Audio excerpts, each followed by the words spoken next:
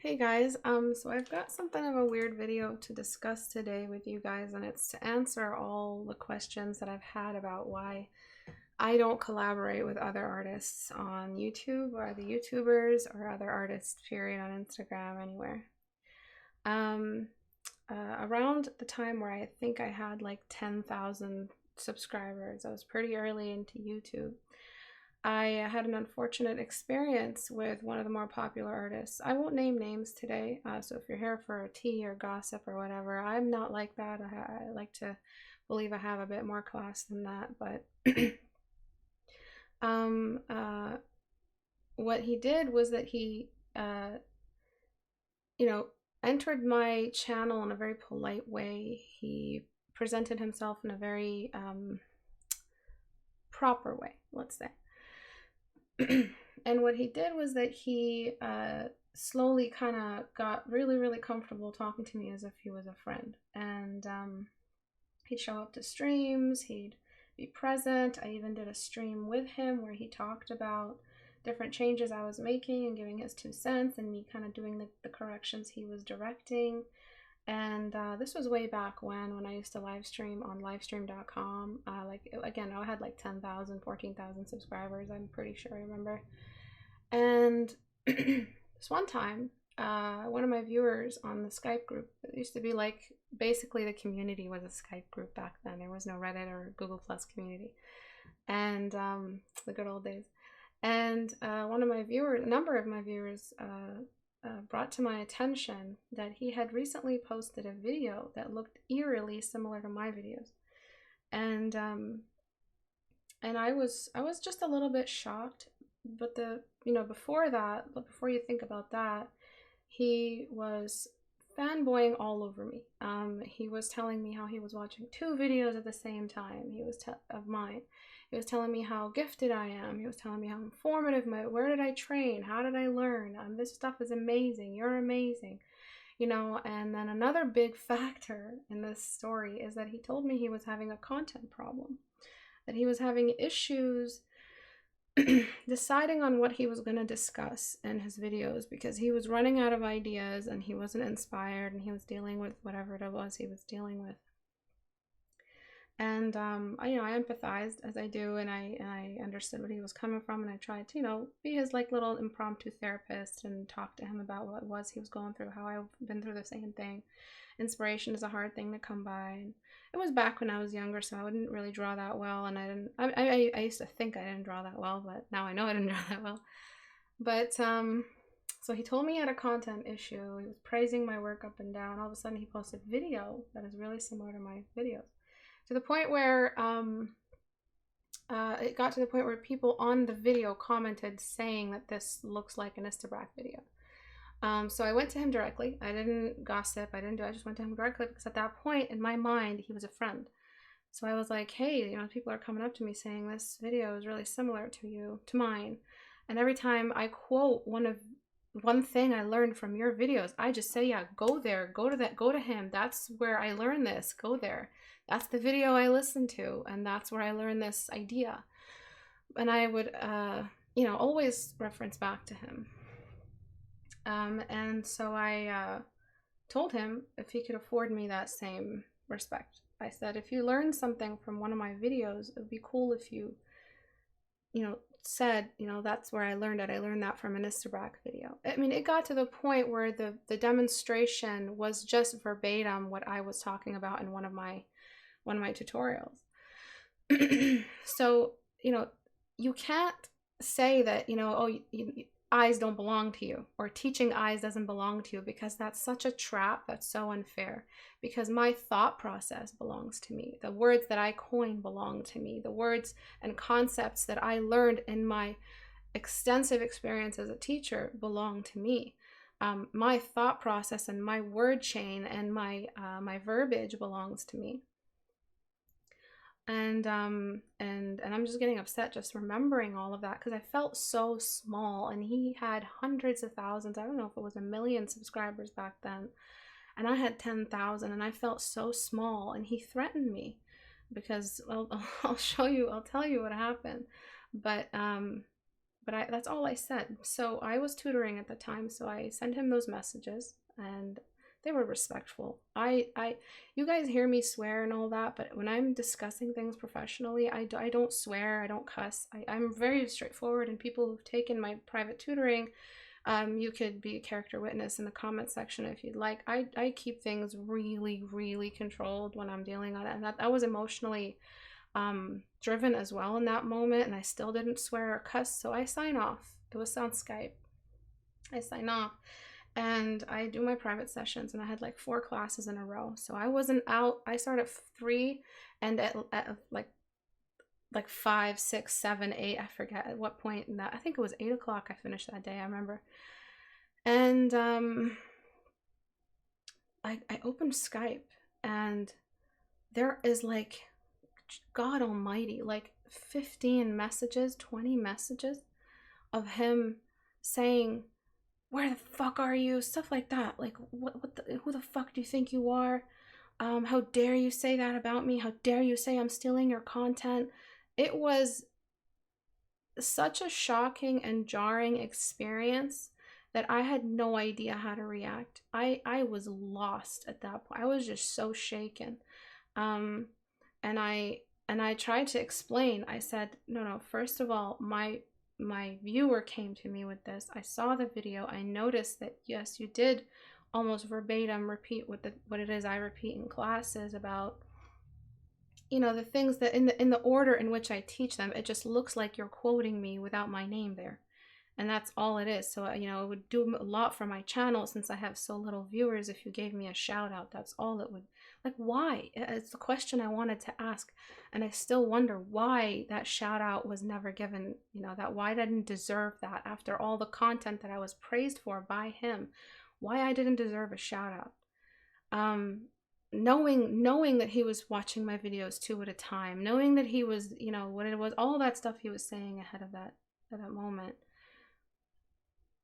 So his barrage of swearing almost, like, it did bring me to tears. First of all, I just came into the room and I'm crying, and I feel so small, and I feel so helpless, and I feel so weak, and I feel, what the hell, what am I gonna do? I don't know. Look what happened. Look what just happened. I don't know why I did this. Like, why did I do this? And I just quickly blame myself, which is something I do and I'm working on it. Like, I always blame myself first. And for the longest time, I didn't talk to anybody about all this. I only just talked to you guys about this in 2014, 2016. So I tried to calm him down, and he was saying stuff like, stop hiding from me. I can see you signing on. I can see you ignoring me. And back then, I don't think that there were seen I don't think that messages were sent as seen or read Skype that yet. So he could have easily seen that I hadn't seen them yet because I was in classes for 4 hours straight.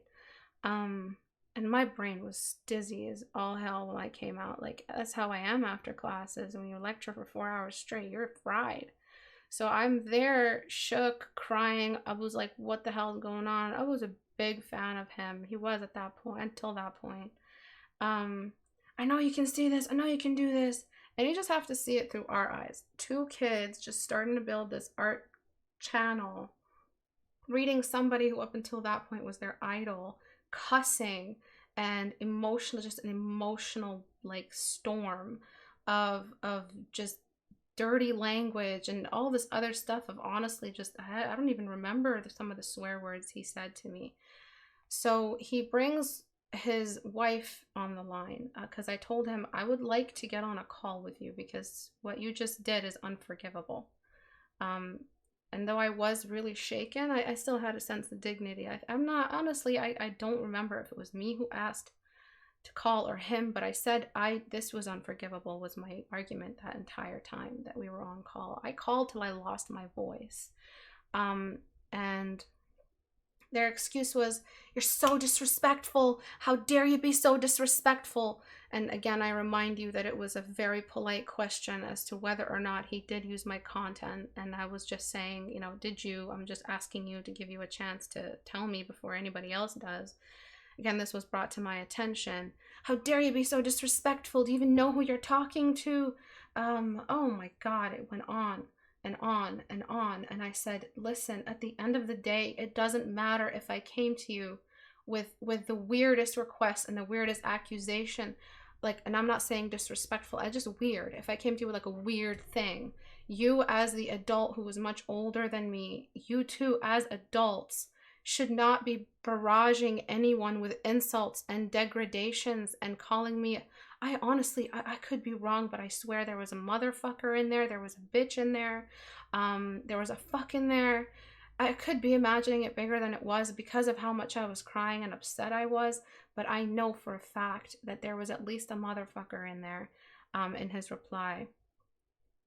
So I sat them both down, and it was 2v1, and I sat them both down, and I asked them, why did you respond this way? Why did you feel it was necessary to talk to me this way? Is it because, one, I'm a woman? Is it because I have so little viewers? Is it because, and I said, I could easily show people his content right now, and that's when they panicked. That's when, you know, the content of the messages on Skype. And I'm not sure if he went out and started deleting them. I really don't know how he was trying to erase and revert and backpedal what he did, but they calmed down fast as soon as I said that. But he again returned it with the same threat. I could destroy your channel. I have the power. I have followers. I could tell my followers exactly what you just did. And I was wondering, and now today I wonder, what was it you were going to tell your followers? That I had content you needed? That I had content you envied? That I had knowledge you didn't have? What were you going to tell your audience? Because they're not blind and they're not stupid, and they could see it's a video, and they were already commenting saying this looks like an Istebrak video. And again, I'm not naming names. It could be a number of them, so please don't try guessing. Protect me and protect others, and don't try guessing. Don't spread rumors. I'm making a point not to say who this was, because one, I'm not a drama person. But I also don't feel like it's fair for me to protect their behavior and protect what they did, and thinking that they got away with it at the end of the day. But at the end of that day, I ended it by dismantling every argument they had, because I said, at the core of it, your behavior is deplorable. At the core of it, your response was unbelievable. And I have never been so disrespected by any member of my field ever in my life before up to that point. And they apologized in this really off way. They weren't sorry they behaved that way. They were sorry that they met me. They were sorry that they tried with me. And he did all this other kind of stuff, like how much money he made and how he was making less and less money every month off YouTube, and how he was struggling, and how he was having, it was like he was setting up the stage for me to forgive him for content stealing or content borrowing or content quoting without proper credit. And this was back not in the early days of YouTube, but it was much younger than it is now. Or nowadays you can't do that stuff and get away with it. You have to credit who it is you quoted verbatim. Again, I repeat, these are thoughts individual to me. This is my thought process, my years and years of sketching alone in a room in an abusive home to learn this knowledge that I share with you guys today, every day. And I have not stopped teaching you guys since 2016. I continuously teach because I was like, I'm getting there. I'm doing this. And there was no excuse. I don't know what psychological issues he was dealing with at that point that made him become such a violent, disrespectful, deplorable person in his treatment of me. But let me tell you, at that point in 2016 or 2014, I really don't remember, I was facing some of the worst health issues I have ever dealt with. I was dealing with an unmedicated hypothyroidism. And if you know what that is, if you guys remember, I had a cold every time I did a class. I always had a cold. I was always sick. I was there with a handkerchief or a box of Kleenex and teaching. I was freezing all the time. And then I was dealing with my degenerative disc disease. I was feeling the initial pain and the initial breakdown of my spine. So the two things I needed, which was my voice that I was constantly cold and sneezing through, and my poise just to sit on my chair, which was my back. Two things pressing on me all the time while I was trying to relay that knowledge I was so proud and cultivating. And I was so proud at that moment. He messaged me, showed up, there's his name on live stream chat. I was just a giddy kid. And then within like a 3 to 4 day period, 2-week period, all of it just came crashing down on me. And I looked Abu after it was all done and they signed off. I looked Abu in the eyes and I said, why did this just effing happen? And I didn't use my pain that I was dealing with as an excuse to be disrespectful or cruel. I didn't use my existing, and I have all, you guys know about my upbringing. I lived in an abusive home. Nobody knew I drew in my family till I was like, my parents, I never got support from them till I was like 18. Did they start realizing, hey, you know, she draws. This is a serious thing for her. Like it was just, you're on your own. That was it. That's where I grew up. And I didn't use any of that as an excuse to mistreat people. And the issues you deal with in your life will never be an excuse to mistreat people, especially eggs that you come across. You have a responsibility. If you're a high-end kind of big audience YouTuber, you have a responsibility to your community, because there are in your audience people who will get big too, people who have the stuff, who have what it takes. And it's either you're ruining their upbringing or you're promoting it. You have a responsibility as a senior in the community, as a position. All of you. I'm talking to all of them, not just this individual who may or may not see this video. And I'm not making this video for them. I'm making it for you guys. Everybody who asks me, why don't you do collaborations with other YouTubers? It's not because I'm proud or full of myself. It's not because I have, you know, whatever it is that people might think. It's because of this individual experience, and it's not the only one. Another YouTuber, who you guys know and follow as well, I'm not naming names, messages me on one of my social media outlets and says to me, hey, we should do a collaboration. And I respect what he does, and I respect who he is, and up until that point anyway. And I was swamped at that time. I think it was right into the initial period where my back started deteriorating. It got to the point where I couldn't sit on a couch. I was always upright on this contraption I made. And I was always you know, struggling with something, and I was just swamped with students and different events and different community challenges, and I was writing things up, and I was just in over my head.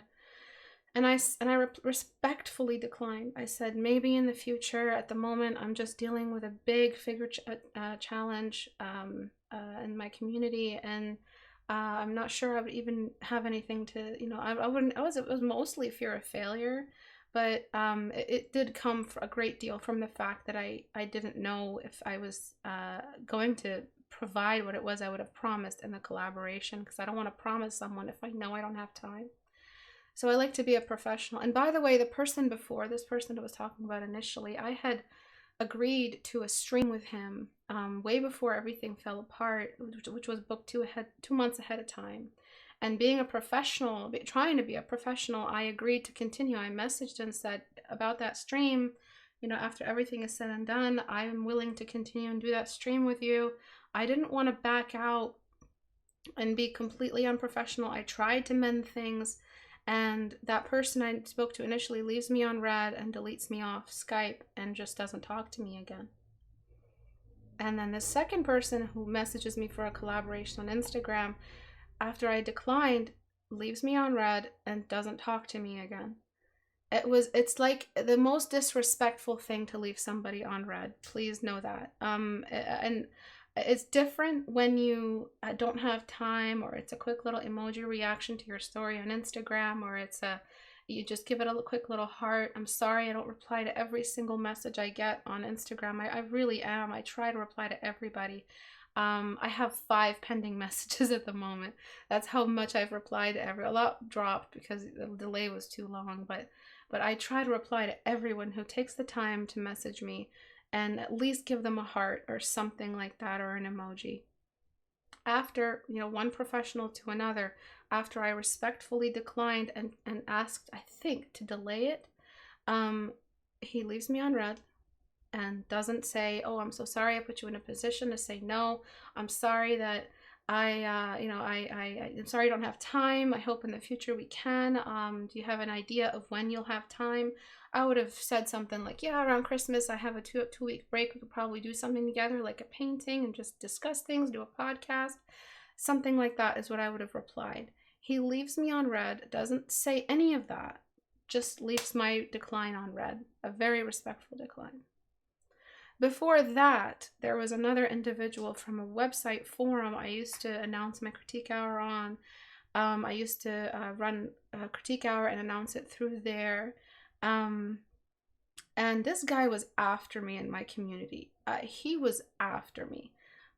He did this, this is again back when Skype was the main community hub. He did this thing where he tried to do like a coup and take all the people that were in my community and start his own Skype group and then ask everybody to leave my Skype group. It was weird the way they targeted me. And then there was another person in that same forum who mistreated me, and then eventually I was banned off the forum for no reason I could have imagined. And again, I don't really message people. I don't get in little verbal fights. I don't really do that stuff with people that aren't in my circle. And these people were not circles, they were colleagues at best. And people who are in my field at best. They were never friends. It was just a professional interaction on all accounts. So I didn't really get into word fights on that forum. I didn't really do anything controversial. I think one time I linked my book and I got in trouble for it, and I apologized, and I didn't know you weren't supposed to link stuff that you did, but I had seen somebody else link an art book, and I thought maybe I could link it. Again, this was back when I was 10K, and I just wanted to get my name out there. But you don't just get banned, and that you have to have strikes. You have to do something. And eventually, the owner of the forum contacted me, asked me why I left the forum.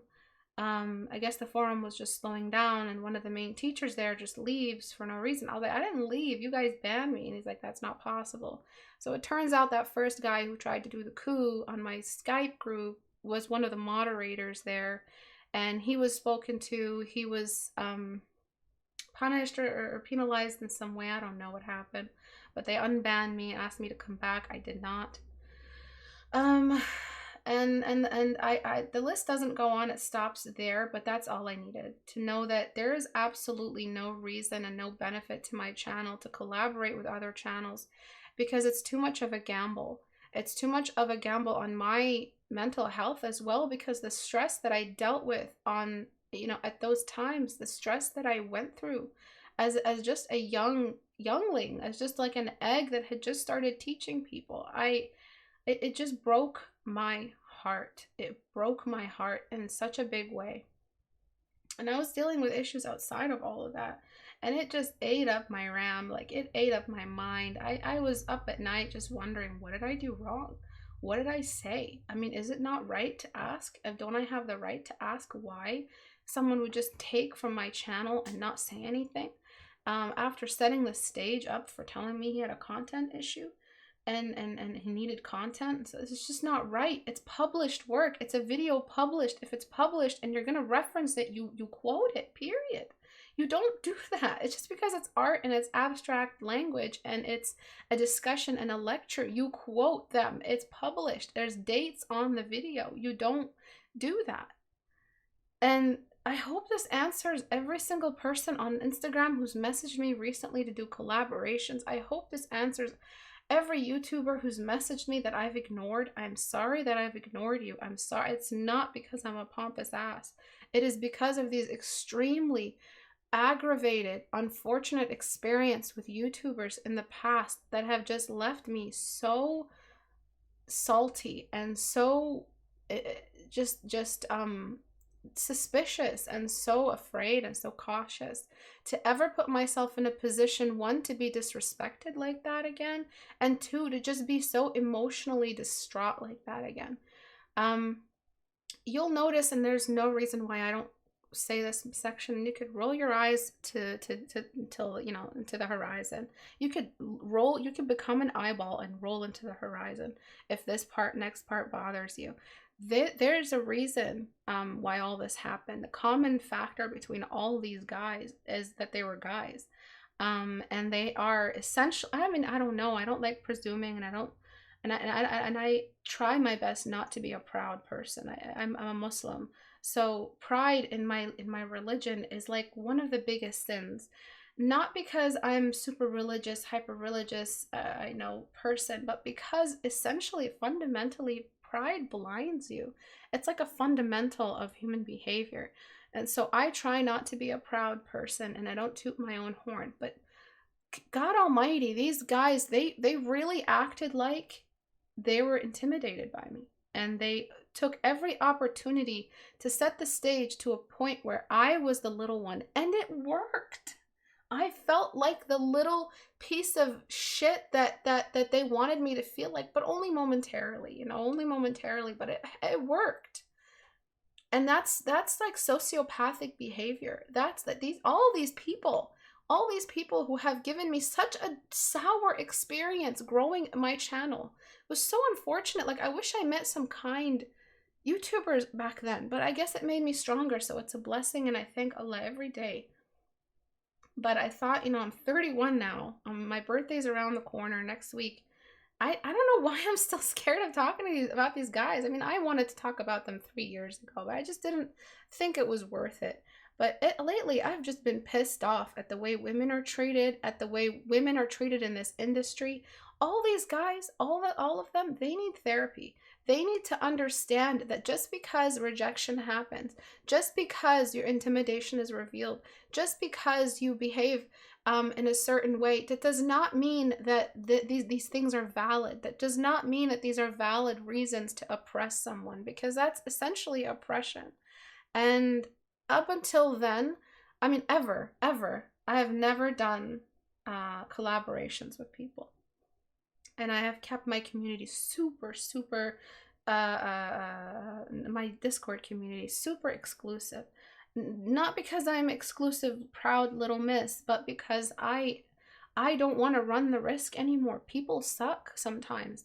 And even the big ones and the little ones suck. And they think they're the kings of the situation, and they give themselves license to mistreat people because their numbers are high. Like, your numbers mean nothing. It's the content of your legacy and your character that sticks with people. It is what people come back to me telling, and I'm so grateful every time students that are 60 years old and students that are 16 years old are booking with me, telling me that you changed my art. And I am so grateful to God, and I'm so grateful to my spirit guide, and I'm so grateful to my ancestors, and most of all, I'm grateful to Abu for supporting me, because I was about to give up. I was about to quit. I'm never, first of all, gonna reach 600,000 subscribers, and second, I'm never gonna get out of this rut. This is crazy. Like, look at what I just did. Look at the people. Look how cruel like this population is on YouTube. This is hard. But every Tuesday and Thursday, I still showed up, and I still gave my 2 cents to every critique, and I gave my thoughts on the matter, and I discussed things, and I'm grateful to myself for not giving up, because I'm at this point in my life where I look at my career, and it's a very successful career, and I'm very grateful. And I did it all without features, and I did it all without collaborations, and all my subscribers, I can safely say, found me on their own. And I have had some shout outs from amazing channels in the past. I wonder sometimes, like, how would my channel have been affected back then had I come across more merciful, more kind, more nurturing channels. But at the end of the day, again, I have to be grateful, because they made me stronger. And my skill level, I accredit just to my resilience and my and my discipline. And it's the discipline and resilience I try to teach everyone through form studies, through daily study, through being able to accept critique without having an emotional breakdown like that first person did. That wasn't even a critique. That was a polite question that he gave himself license to abuse me with. But honestly, the way to close this video is that it's not to say, please don't ask me again why I'm not doing features. It's, please understand that it's not because I'm a proud, person, or because I I'm full of myself, or because I think I'm all that. It's because of extremely sour, unfortunate experiences that left me emotionally scarred in that way, and insulted, and I just you name it, I felt it. Because it's not something you really come back from.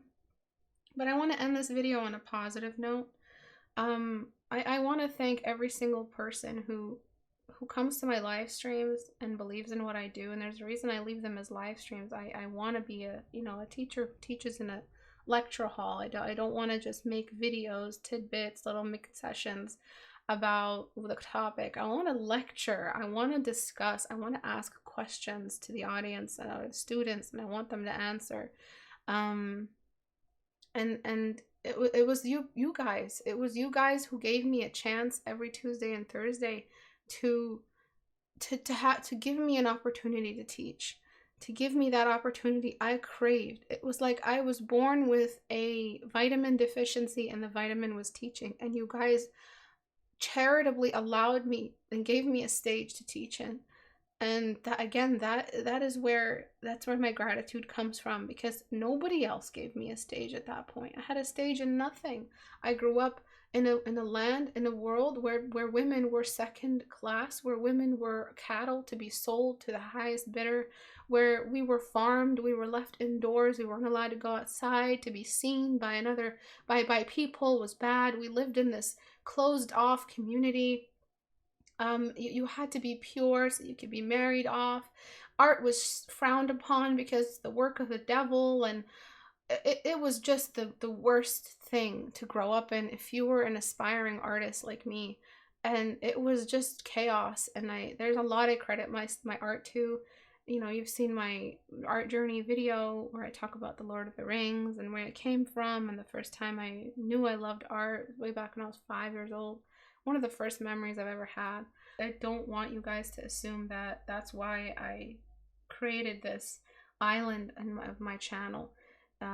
It's not because I'm pompous. It's because of these horrible experiences. So thank you guys for giving me my emotional venting. It was a lot, and I'm sorry I threw it on you, but I didn't want to put it in a critique hour because I didn't want it to soil, the live stream and the attitude of critique hour, which is always fun, always back and forth. And it's just really great time to laugh and talk, and so I just wanted it as its own separate video. Go here if you want to know why I don't do collaborations with other YouTubers.